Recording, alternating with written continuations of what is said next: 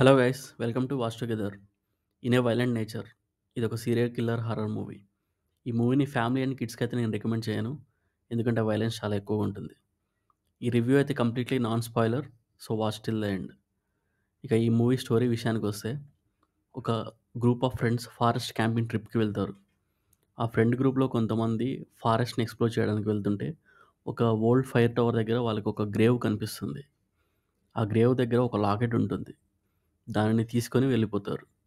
తర్వాత ఆ గ్రేవ్‌లో నుండి ఒక డెడ్ బాడీ బయటికి వచ్చి, ఆ ఫ్రెండ్ గ్రూప్‌లో ఉన్న అందరిని వన్ బై వన్ చంపడం స్టార్ట్ చేస్తుంది.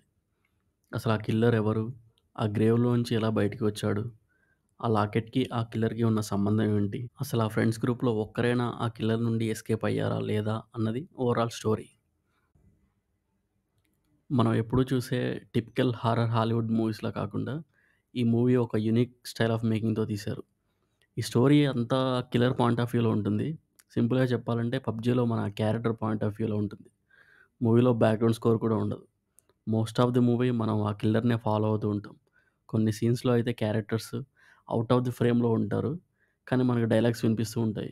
అది నాకు చాలా కొత్తగా అనిపించింది. ఈ మూవీలో మెయిన్ నెగెటివ్ స్లో నరేషన్. చాలా వరకు ఈ మూవీలో కిల్లర్ ఫారెస్ట్‌లో నడుస్తూనే ఉంటాడు.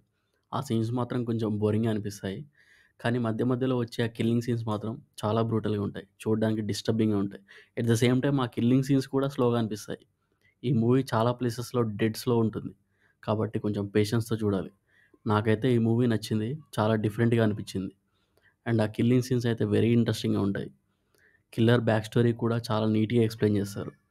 కొంచెం నరేషన్ స్లోగా ఉన్నా పర్లేదు. ఒక డిఫరెంట్ హారర్ మూవీని ఎక్స్‌పీరియన్స్ చేయాలనుకుంటే మాత్రం ఈ మూవీని మిస్ అవ్వకుండా చూడండి. ఈ మూవీకి సీక్వెల్స్ కూడా ప్లాన్ చేస్తున్నారని ఈ మూవీ డైరెక్టర్ ఒక ఇంటర్వ్యూలో కూడా చెప్పాడు. ఎనీవే, ఇన్ ఏ వైలెంట్ నేచర్‌కి నేనిచ్చే personal rating 3.5 out of 5.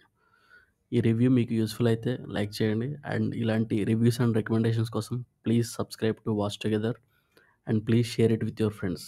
Thank you.